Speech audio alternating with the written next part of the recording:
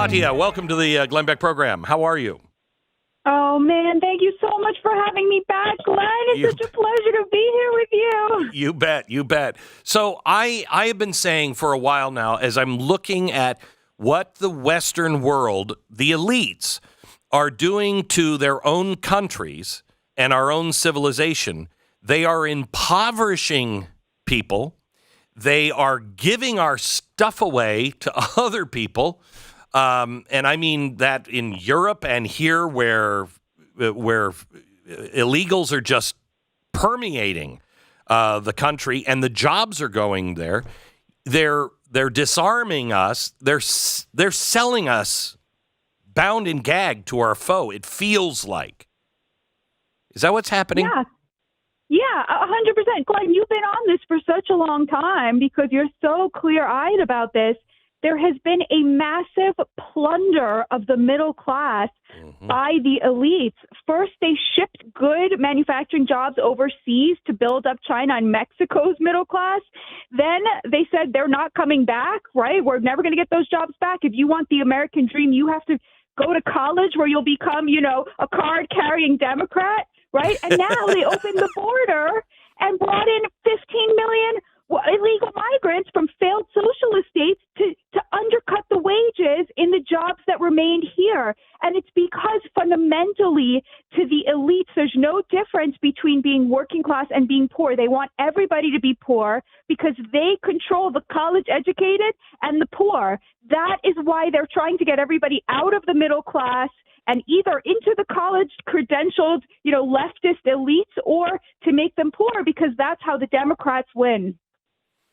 So, wow, I've never heard that opinion before, I think, where they are intentionally doing it because they can control the poor. Yeah, absolutely. I mean, otherwise it makes no sense, right? I mean, where does the contempt for the working class come from? Where does this plunder come from? Why would they have sold out labor, right? Remember, the Democrats used to represent labor. Why would they now be so committed to making working class people poor with these policies that you talk about all the time, Glenn?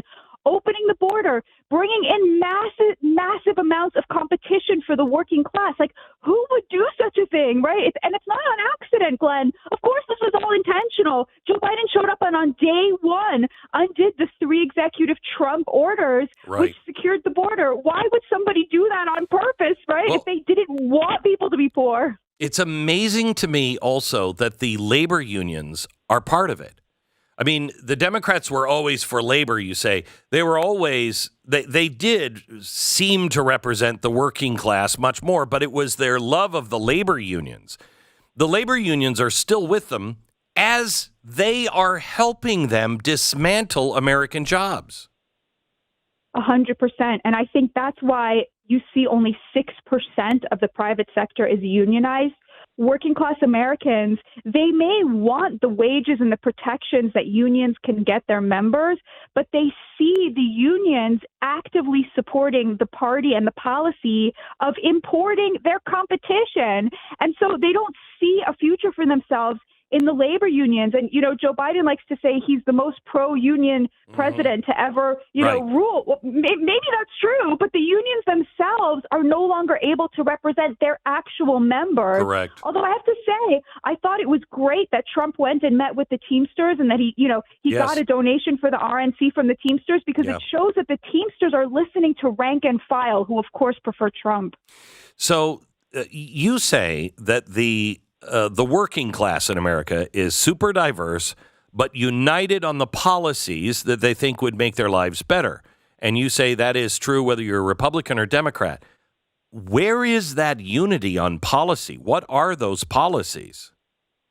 Right. So for my book, Second Class, How the Elites Betrayed America's Working Men and Women, I traveled around the country for a year interviewing working class Americans of all races, of all backgrounds and religions, and many, many, many different industries, totally across the country. And what I found was so much more unites them than divides them. Oh, yeah. First of all, polarization.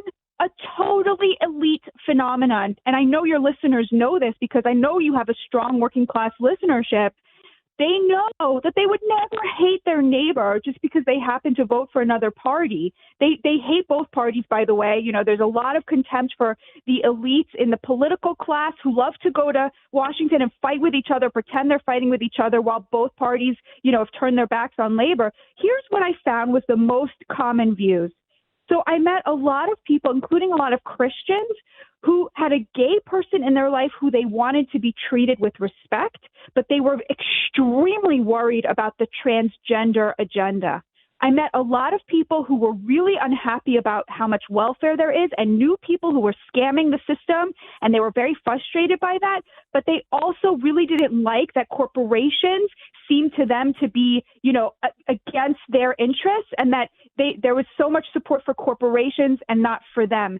They were very against immigration. Most of the people I interviewed, including the Democrats, wanted something like a total moratorium on immigration, but they also felt like there should be some sort of government-backed catastrophic health care. They couldn't stand the idea that they work with their hands and their bodies in physical labor and they can't afford good health care. So you see how their views are they united the working class, but neither party really aligns with those set of views.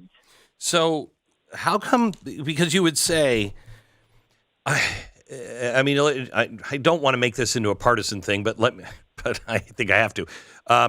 When you're looking at Donald Trump, that describes him respect for gay people.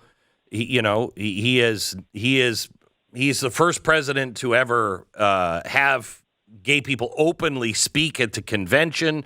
He's very open to that, but he is also doesn't want to be harmful to transgender people, but is against all of this craziness. When it comes to they're very against immigration. That is huge, and that's Donald Trump. How is it that you don't see Democrats looking at some of these big items and say, okay, well, clearly this side is totally against everything I really believe in? How come the Democrats? We're definitely seeing that. Trump is now polling at 35% of black men. He's going to get much more than that. So in 2020, he was polling at 8% of black men and he got 18%. He's now polling at 35% of black men. He's got the majority of Hispanics polling for him. We're seeing a mass defection of working class people of color away from the Democrats who are actively undermining them and their future towards Donald Trump. I'll tell you something else, Glenn. Donald Trump is the consensus candidate that Joe Biden pretended he was going to be. Yeah. You are so right. His entire agenda is right at the 50-yard line. It's where 70% of Americans are and 0% of the elites. So we are seeing mass defection from the Democrats to Donald Trump in the working class, and we're seeing the elites, the Nikki Haley GOP elites will probably vote for Joe Biden. That's the political realignment that we're seeing. The rich are moving towards the Democrats or have moved to the Democrats, including conservative rich people. I bet you. We know that Wall Street gave more money to Joe Biden than they did to Donald Trump. That's not an accident. So I think you're completely right about that. Well, not all rich people support Joe Biden. I don't know that. So the elites, at what point do you think we break through the ice on people realizing that it's not Donald Trump and Joe Biden, that it is truly the elites against, people who just say, hey, can you pay attention to us in America first? Can you just... Can you not continue to just put me underwater? When are we going to break through that and stop playing the left-right game and realize it's these people who think they're better than us that are just trying to put their foot on our neck all the time? I think that this election is going to come down to the working class, and I think it's going to become totally unignorable after that. The question is what happens after that. These working class people are not voting for the Republicans. They're voting for Donald Trump. Correct. And if the GOP wants to keep these voters, they have to stop pushing tax cuts over everything else, and they have to start listening to the working class. I interviewed 100 people, and 25 of them are quoted at great length in my book, Second Class.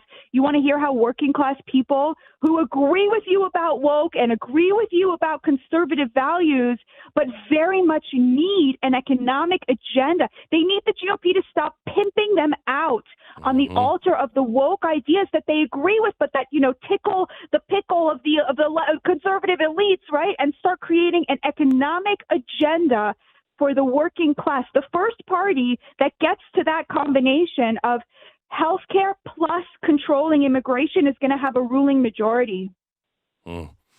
Batya, thank you so much for being on. The name of the book again is really all about everything that we're doing right now, everything you're feeling right now. It's called Second Class. Batya, thank you so much.